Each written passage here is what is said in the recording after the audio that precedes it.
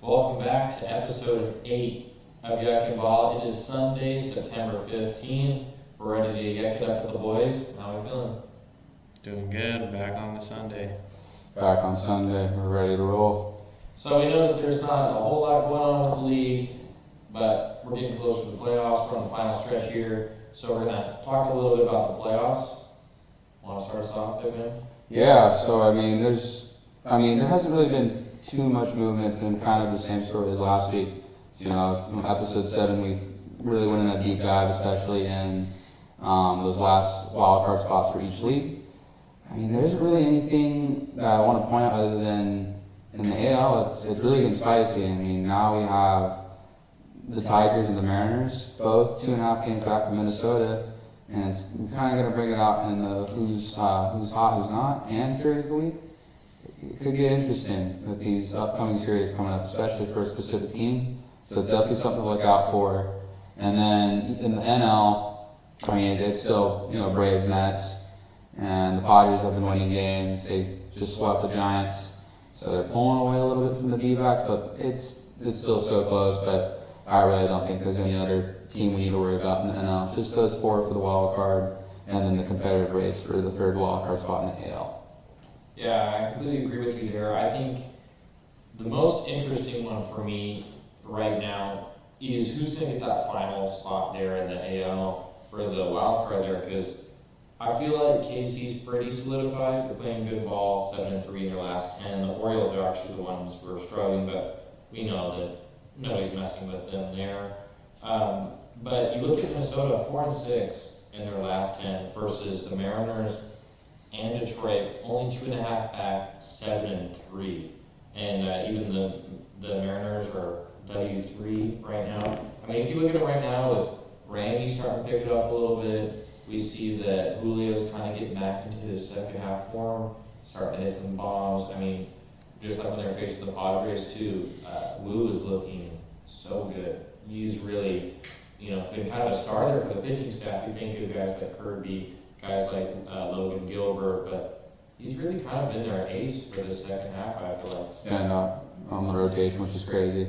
So all those guys are standouts, but yeah, he's really put himself on his own, pedestal amongst the stars in that rotation. So we do this all the time, and I'm sure they've changed that throughout the episodes here, but out of those 3 for the AL, who are you guys picking as of right now, if Minnesota continues to decline? I think, if they both kind of play on the same kind of level, Detroit and Seattle, I just think Seattle just has more proven talent at this point with Julio, with Randy, Big Dumper, and then they just have a really solid pitching staff. I just think if they kind of both continue on the same trajectory, I think that the Mariners could edge out the Tigers and take that last spot. Yeah, I feel like Orioles and Royals are locks. Ranking might be different, but they're locks just to make it to the playoffs. The Twins, a couple weeks back, I made that prediction that it was going to stay this way. I don't know anymore. There's going to be a lot of interdivision matchups between, the Tigers and other teams. They are going to play the Twins. And the Mariners, I don't know. I'm just a little disapprehensive still. But if I were to choose between all of them, I would say the Tigers. Just because in the second half, they've been one of the most dominant teams in all of the MLB. Even though they have a lot of young guys, somewhat unproven, but that's what the Rays have done since their existence. They have unproven guys, so to say, or young players, and they make it to the playoffs, they make noise. So maybe the Tigers are that this year, we'll see. I just have more hope in them than the Mariners, and then the Twins are just, whether it be just because of injury or whatnot, they're just shaky. So I honestly, I sliver have a little more confidence in the Tigers than the Twins. I think I'm going to have to go with Jay. We've talked about it a bunch this year as being a disappointment, but also still kind of staying in there. So I'm going to go with the Mariners. I think they're just out of those options, they're the most well-rounded. They still have the best pitching staff, and then now if they're getting guys going on offense like Randy, Julio, Big Dumper, they're a fun team to watch when they play good, and Minnesota's kind of on a downhill slide. Nothing crazy, but they are on a downhill slide. Just the injuries are are so prevalent amongst that team. If they were healthy, this would not really be a discussion, I don't think. But we see their guys aren't healthy, and this is where they're at. I still can't believe that Boston fell out of it. I felt like they should have been that third team. And then the Tigers, I think regardless how the season goes, even if they were to lose every game for the rest of the year, this was still a win of a season. I mean, nobody had any stock in the Tigers this year. Here they are, 2.5 weeks left in the season. They're sitting 4 games above 500, battling for that final wild card spot.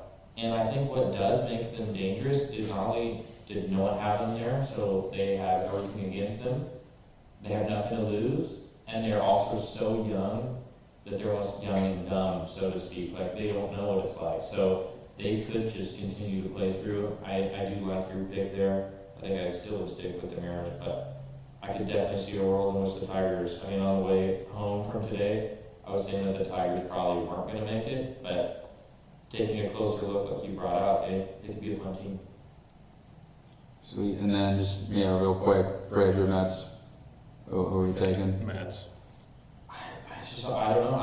I want to say Braves still. I think the Mets have the juice right now, but at the same time, Francisco Lindor just left with injury. I don't know how serious that is or not. Well, he pulled it a couple days ago, sat a game, came back today, exited the game again because of the back. So he's going to get an MRI. That's going to be a determination of who's going to clutch out that last spot. Because if Lindor's out, that's like popping the balloon. I don't think the Mets really have any legit chance.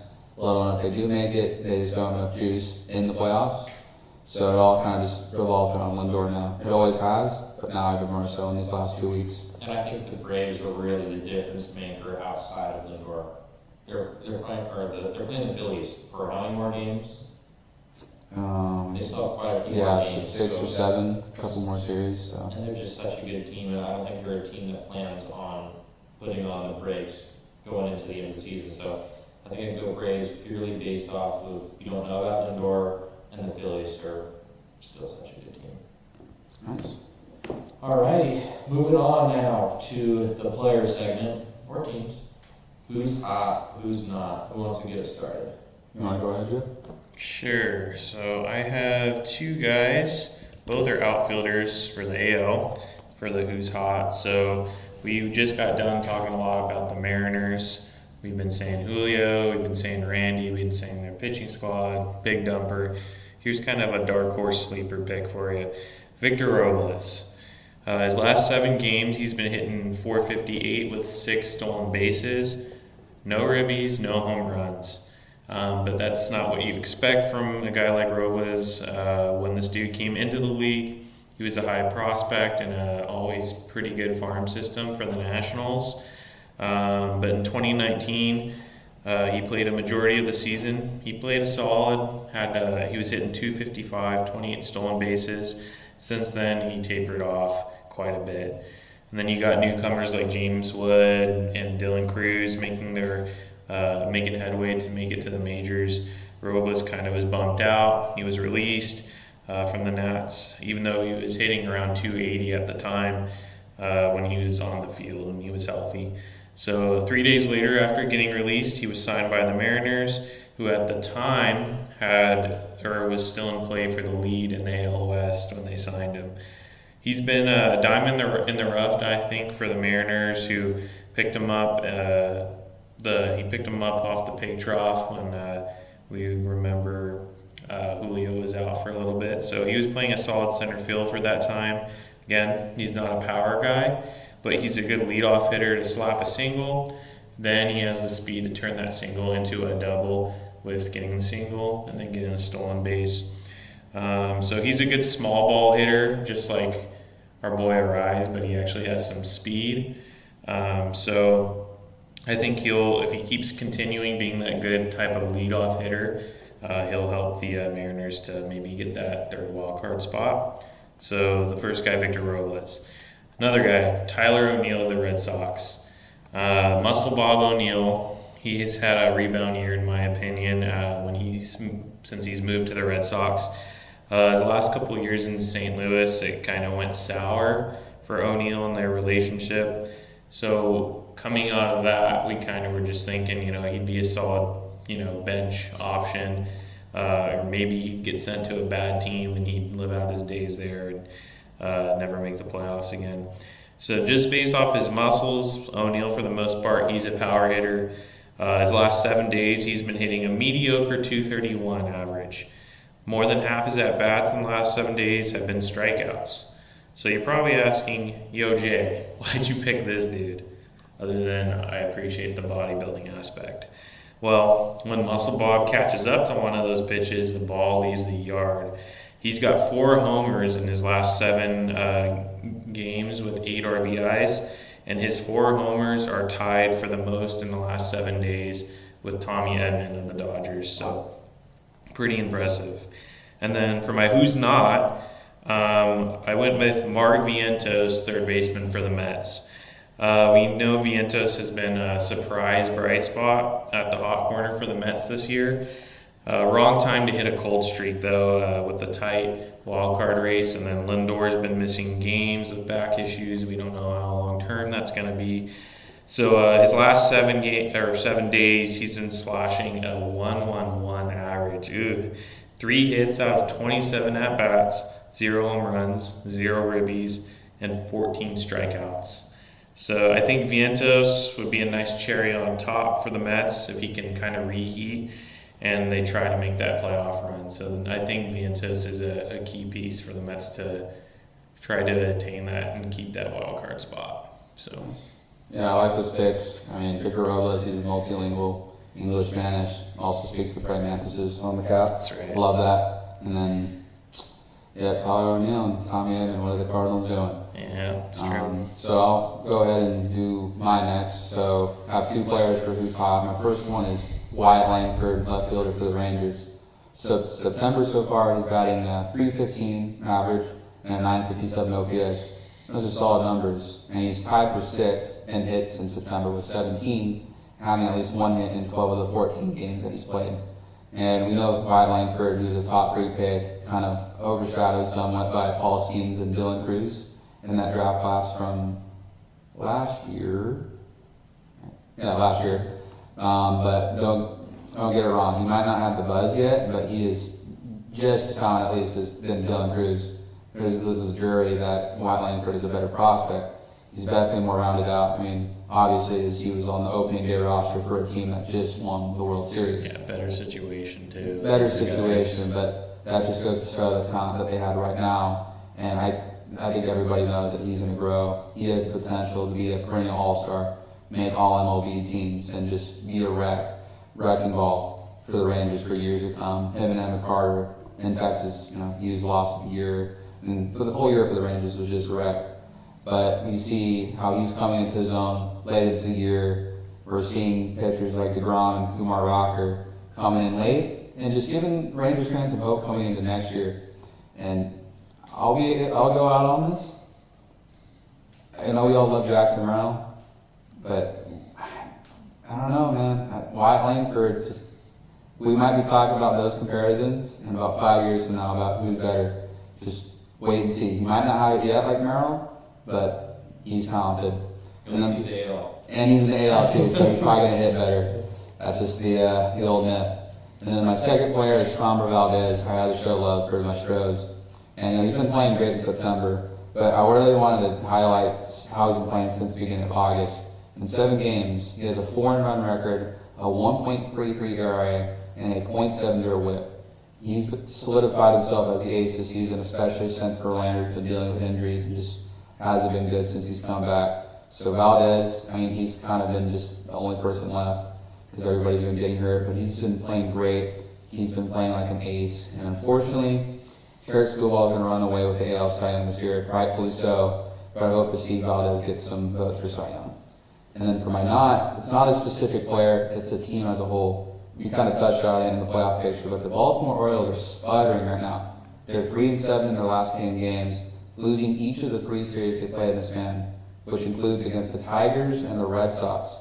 The skid has pushed them 3 games behind the Yankees within the AL East, and only 2 games ahead of the Royals in the wild card race. And it stands out why they're losing these games. It's pretty obvious, because during these 10 games, They're 2-0 in games where they scored 4 or more runs. But they're 1-7 in games where they've scored 3 or less. So it's obvious the offense isn't giving their pitchers run support. They're keeping them in games and pitching, but for some reason the offense is falling asleep right now. And they're going to need to figure that out because the rest of their season is really tough. They have a series coming up against the Giants. Then they go to New York, play the Yankees. And then they end it with before the Yankees, they play Detroit again for Godwin. And then they end the season against the Twins in Minnesota. So if this starting continues, we could potentially see them fall in the rankings for the wild card. So interesting times in Baltimore. Yeah, definitely. I mean, I think me and Jay both picked him to win the AL East, and it's not looking great right now. A couple games left to go. For me, I got 2 shout-outs. First, gotta give some love to the home team, Tatis, since coming back. He's starting to get his wheels. Last 4 games, he's got a home run in each of the 4 games. So Clutch home runs, too. yeah, so I gotta give a shout out to my boy. And then I want to give a shout out to Acuna for his first MLB hit. Not the one that we all think of, but his little brother. It was dead similar to his brother, too, how he I got was it. wild. Check out that comparison on MLB. But you gotta give a shout out to his first hit. That's pretty cool. And then for my who's hot, who's the best DH in the AL? I think you ask most people that watch baseball, it's easily said that it's your daddy. But I was thinking about a different player that gives him a run for this money this year specifically. My team, the Oakland A's, Brent Rooker out there in the Coliseum. I'm not saying he's the best DH in the AL, Stats aren't lying. but they are wildly similar. They're both neck and neck. They're with different things. But in his last 15 games, he's batting .391, which is pretty impressive, but I think this is more impressive. But for the season, he's batting .301.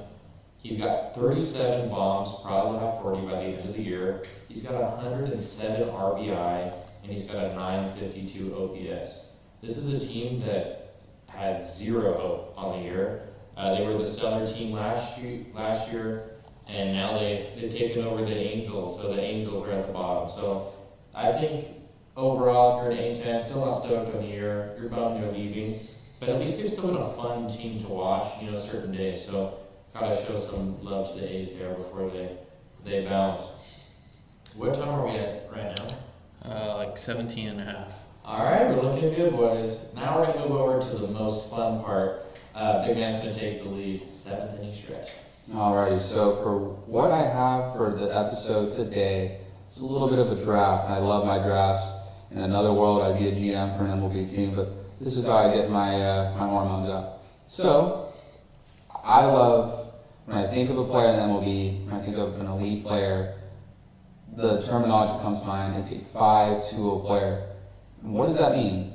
The 5-tool player refers to a player who does certain things well on the field. He, 1, hits for average, 2, hits for power, 3, has speed, 4, plays good defense, and 5, has a good throwing arm. So, the objective today is draft 5 players from each of those tools: contact, power, speed, fielding, and arm, to build the ultimate 5-tool player. And then just some other rules too before we start. We can only use a player once. So let's say if I draft Shohei Ohtani's power, we can't draft Shohei Ohtani's speed. He's completely off the board. And then for fielding, whoever you draft this category will be the position that your player plays. So let's say I select Manny Machado's fielding, then my mock player will be playing third base. So fielding might be the most important category to draft, so choose wisely with that. So And these are active players, right? active players for this one. And then we'll be doing like a snake. So we'll just start with me, then Ryland and Jared, and then Jared doubles up, if that makes sense. So what's the categories again? Contact, power, Speed, fielding, and arm. Are we going in any specific order of the 5 tools, or are You we gonna can start? you can pick whatever one you want and just fill it out from there. Let me I'll just open up a spreadsheet for us so we can keep tabs. And give me just a second. So the only one that really matters for like The one that position matters- thing is fielding. Fielding, that's the one where you want to give the most thought to. Otherwise, you're like saying contact. You say so and so's contact ability. Right. Okay. Yeah, that's how you would, kind of shut out the category that you're drafting from. Sweet. So you boys ready? Yes, sir. Alrighty. So to start off, I'm gonna go with what I said is the most important thing. So for the first pick in the 5-tool player draft, I'm gonna go with Jacob Young's fielding. And Jacob Young, he's kind of an unknown. Unfortunately, as we just talked about, there's guys like James Wood and Dylan Cruz out there. But Jacob Young is going to win Gold Glove out in center field by a long shot. It's not even close. There's advanced metrics I'm not going to go into, but just trust me, when it comes time for award shows, he'll be winning the gold out in center field. So that'll be my first pick. My first pick, I'm going to go with contact. Obviously, you think of Arise as maybe one of the best contact hitters, but I'm going to go with Frederick Freeman from LA, purely based on the fact that he also can hit for power as well. I mean, he's an absolute double machine. I don't think anyone hits more doubles than him. So I love Arise, and I love that he is the sprinkler, but I think Freddie gives you just a couple more abilities there that are more consistent. Valuable contact, for sure. All right, so I get 2 in a row. Yep. I get the turn. All right, so fielding, gotta go with the hometown team, Platinum Glove winner Fernando Tatis. Ooh, I was looking for him for speed. I was looking for him for arm. Oh, that's it. Yeah, that's the Platinum Glove is a combination, I think, of both. If you got a good arm, you got good fielding ability. That's why you won. So, all right. So speed. I think speed. I'm gonna go Corbin Carroll. Ooh. Again, we mentioned it earlier in one of the earlier episodes about how he has 2 of the fastest home plate to home plates in the top 10 of MLB history. So, gotta go speed Corbin Carroll. So this one was a tough one for me because I got quite a few guys in my power that I was interested in. I was looking at, my main 3 would be Judge, Your Daddy, and Ohtani. And I kind of want to pick Jordan just to be difficult over you. You pick whoever, man. But I think I'm going to have to go with Judge. I think ultimately he is the ultimate power hitter, especially if you look at Jordan in October. Maybe you want to pick him there, but I think I'm going to go Judge for power. Alrighty, so for me, I'm going to go with, this is kind of the blackout maybe Jared here, but for some to go with speed, I'm going to pick Bobby Witt Jr. And then maybe somebody else has him for contact. Yeah, I can see. Maybe you did have him for contact. So I'm going to go with that there. I mean, I think he has the fastest sprint speed, if not maybe top 3. But yeah, I can't go wrong with that. And then also for power, actually no, I'm going to go with contact here. So it's kind of a sneaky one, but Vladimir Guerrero Jr., he's batting .315, and I was kind of cheating here, did extra research on this. His advanced metrics in terms of like batted ball, barrel percentage, it's like all red. Like there's him, Aaron Judge, and then someone else, maybe Jared will draft him, but I'm thinking Vladimir Guerrero's, like kind of like Freddie Freeman, gives you very valuable contact. So I know I've been giving away my picks as I'm going here, but I kind of want to continue to do so. So I'm going to go for speed. I'm going to go with Acuna. Now you may think of someone like... He doesn't have a leg, man. You're going to think of someone like... Everybody's healthy too. Ellie Forgot or to say that. Ohtani, or Bobby Witt or Corbin Carroll. But you look at how many bases that he's stolen. I mean, whether it's just speed or pure timing, I mean, I'd like to have Acuna on the base path for my speed. Solid pick. All right, so I'm gonna go arm, and like Rylan mentioned his name already, Ellie De Cruz as shortstop.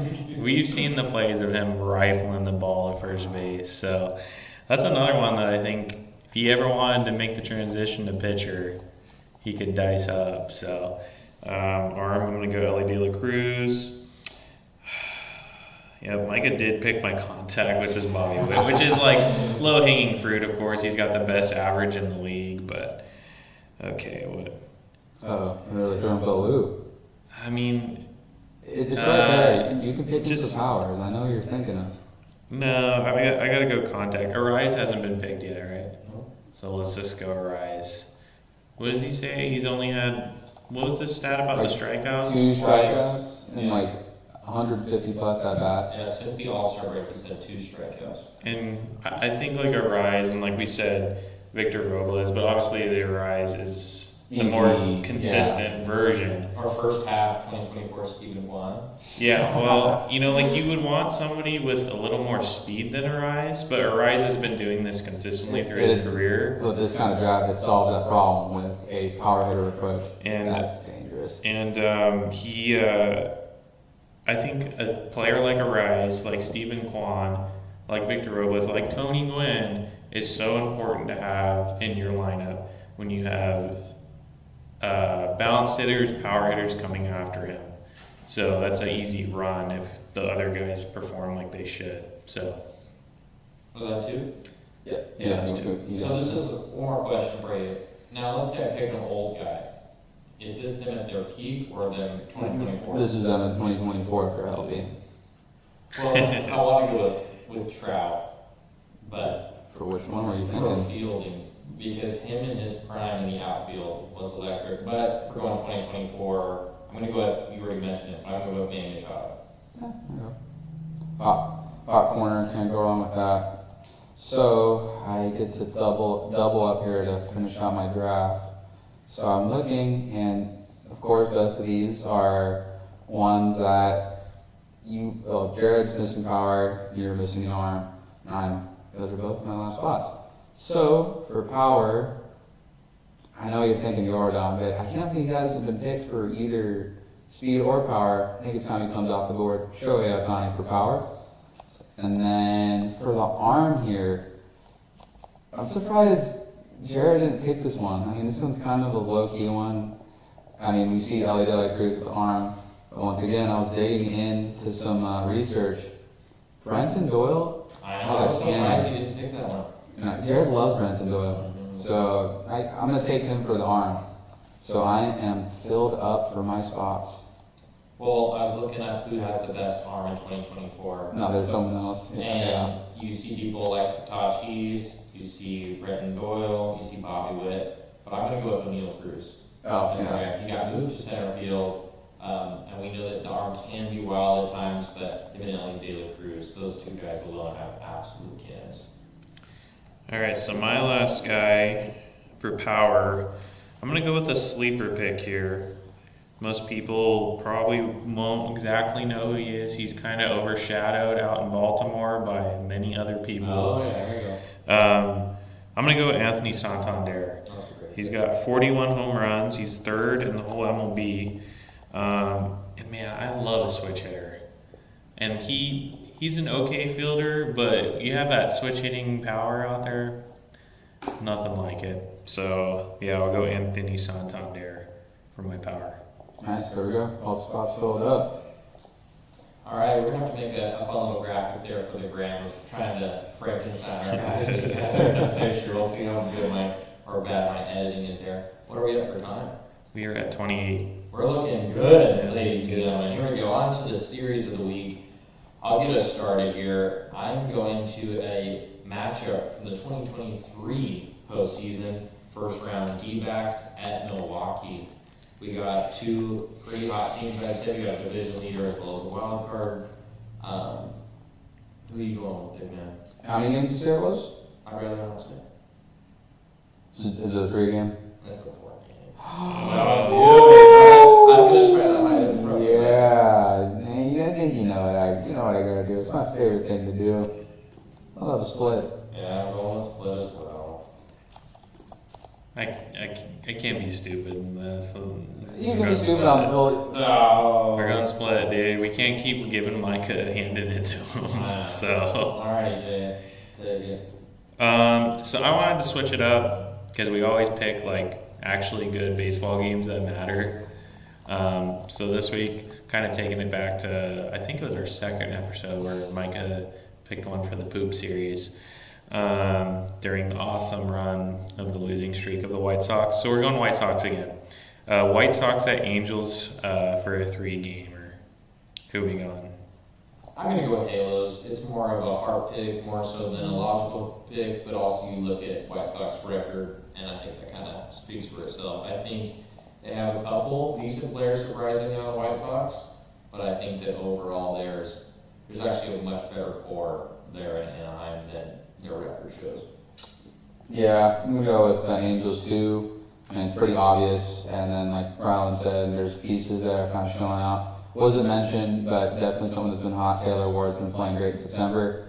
And I'll tell you what, Ben Joyce is gonna do things to the White Sox that might be criminal to some. Zach Neto just hit 2020. Zach Neto's been playing great too. Yeah, Angels easy. Don't touch it. We gotta. Do you want the burrito? Well, let's say we all.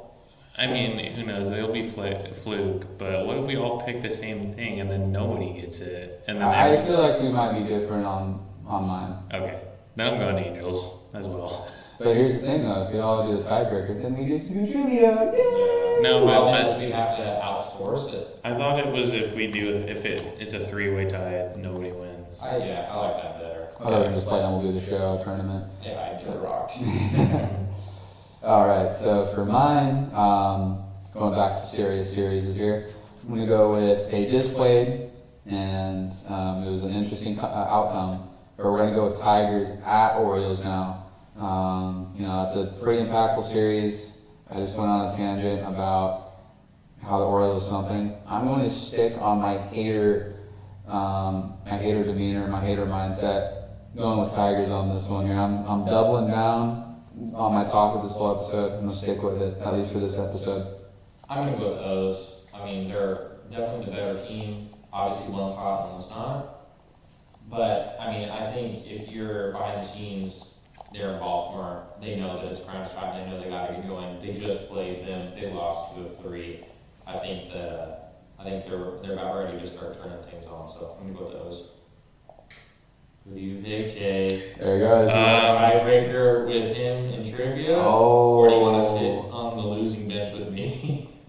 Or you can pick with Ryland, and that's who you think you could beat in trivia. Yeah, or you can. No, this whole year, all these episodes, I've just been talking about who's been playing the hottest baseball. Oh, he wants a tiebreaker with me. So I'm gonna go the Tigers. Ladies and gentlemen, this means I could get away with it. Right there. Speaking of, Right there, dude. I could get my first burrito. My goodness. Alrighty, boys. This has been Yuckin Ball. Thanks for tuning in. Where are we at, Jay? 32. 32. It's the shortest episode. Yeah, we're looking good. We're getting better. Hopefully the episodes are staying fun. So thanks for tuning in. Good night or Thank you. good morning. Have a great rest of your day.